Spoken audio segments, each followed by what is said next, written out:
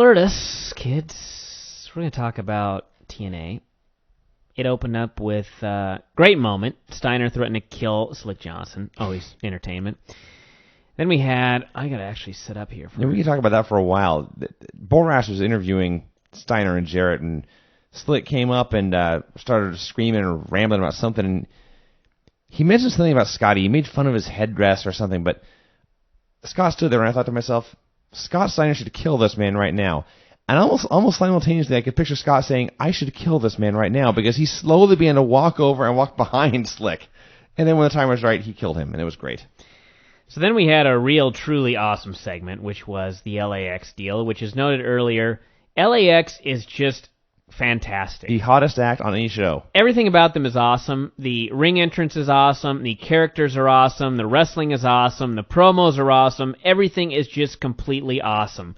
And it actually got more awesome afterwards when they completely destroyed two geeks. I don't even know who they were. Conan took over the American announce booth, and him and Moody Jack, who was in the other booth, were just ranting and raving during the match. And awesome. It was fantastic. So after the match, AJ and Daniels appeared on the big screen, and AJ was in a neck brace selling the Gringo Killer from last week. And Daniels said, you know what, if you guys have the, what's that word? Pantalones, you will face me next week. And what does pantalones mean, Brian? His trousers, basically. Pants. Yes. Yes. And even Homicide was trying so fucking hard to not laugh at this Gringo. If ever there's need for a Gringo Killer, it is right now. Even I am not that white. Even I knew pantalones, huevos, and I was like, "Are you kidding me?" I can only imagine they were going over this backstage, and Chris Daniels walked up to Conan and said, "Hey, I should question your manhood. What's the Spanish word for balls?" And Conan looked at him and said, "Pantalones." Daniels said, "Okay, thanks." And I should have said huevos, which is eggs. Yeah. Anyway, he said pantalones. It would be huevos. It's eggs. That is, I understand the literal translation is eggs, but that's what I've heard they use as a euphemism for testicles. Where's Steel Latino here? That's ask him. Say El Caco or something. El Balls. El something or other. Anyway, it all ruled. It was all great. AMW faced the Naturals. This was just utter stupidity. This was dumb. All right. Naturals are getting a push as a new team. Shane Douglas comes out and goes, there's been a thorn in the side of the Naturals for years. These damn AMW. They're going to beat them tonight. So AMW comes out, and it's AMW versus the Naturals, and the match goes 2 minutes. Fuck's fluke finish. The Naturals win, and then out comes Scott Steiner and Jeff Jarrett to destroy them. And I thought, there's your big win. You won a 2-minute fluke, and you just got treated like fucking goofballs. And this was someone's idea of getting you over.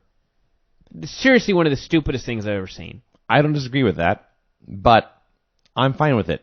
Because it's the Naturals. Because you hate the Naturals. But yes, I don't want to see them pushed. I would rather see this. At least, can you at least say, for purely selfish reasons, can you yes. at least... Okay, thanks. I totally admit that. Always, for my own entertainment, I was fine with this. Always preface it like that, because otherwise I start thinking, you are just an idiot that doesn't know what you're talking about. No, I'm not an idiot. I am just selfish.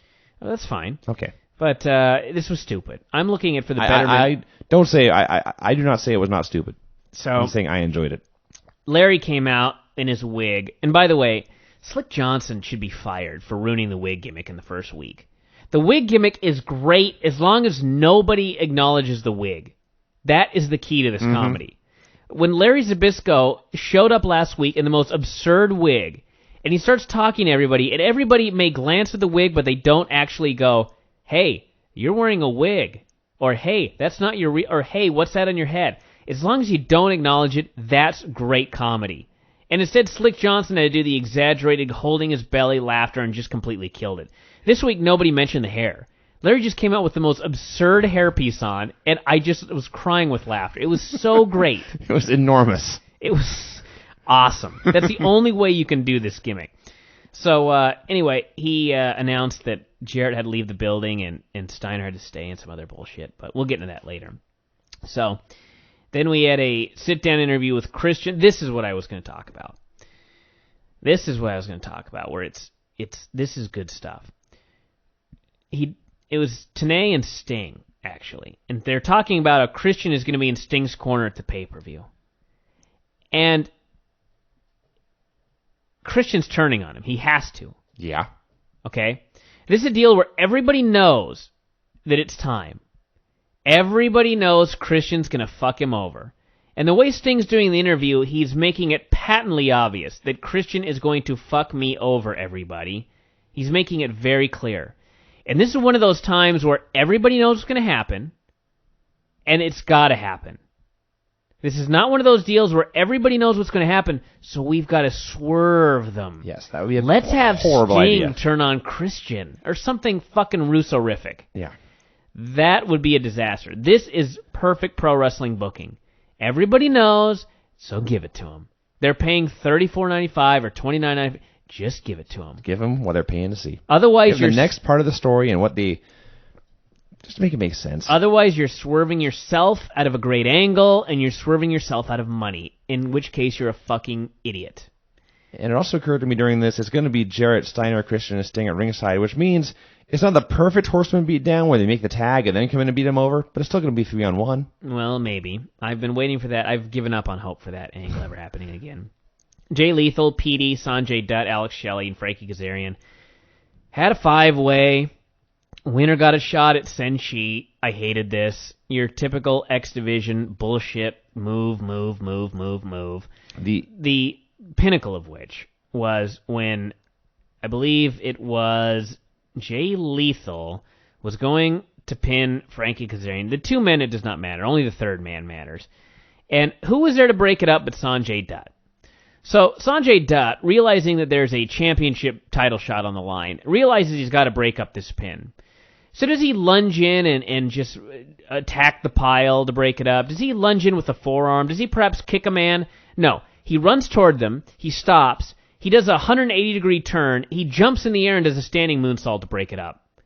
And I was like, okay, that right there, had I not been who I am, having to follow this, I'd have just shut the show off. It just drove me crazy. You couldn't just fucking kick him. You had to do a move. You know, the standing moonsault used to be cool. Now it's just a move. And I don't think I was the first person to ever do that, because I would be giving myself way too much credit. I strongly suspect you were not. But I was a gymnast. Mm-hmm. And when we did the YWF in like 1992, I did the standing moonsault. And you know what? I did it it was the finish.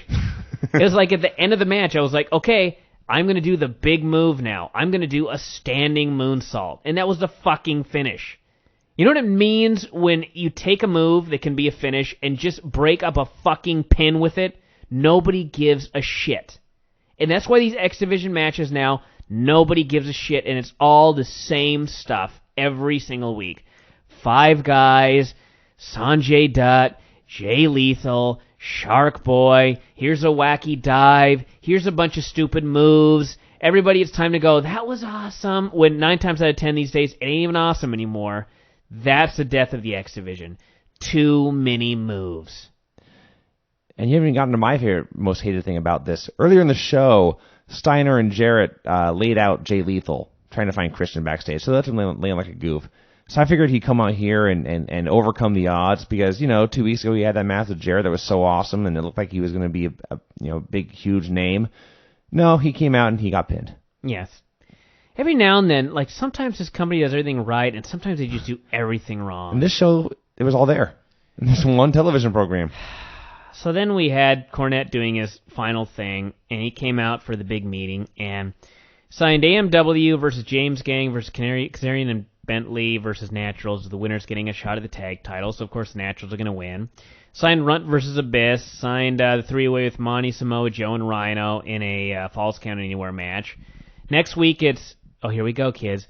Lethal and Dutt and Sabin versus Shelley and Johnny Devine and Kevin Nash. And think about this. When Nash first started doing this, the fear was he was going to kill the X Division. They've actually... He's saving the X Division. He is. They have killed the X Division on their own. He's keeping the X Division afloat. This is the only reason this match is any interest, because what's Nash going to do in this match? There's actually intrigue to see it. What wacky goofiness will he... unfold before us. Sure, if Nash weren't in there, it would just be the same fucking match we've seen small for men doing 4 some moves. years.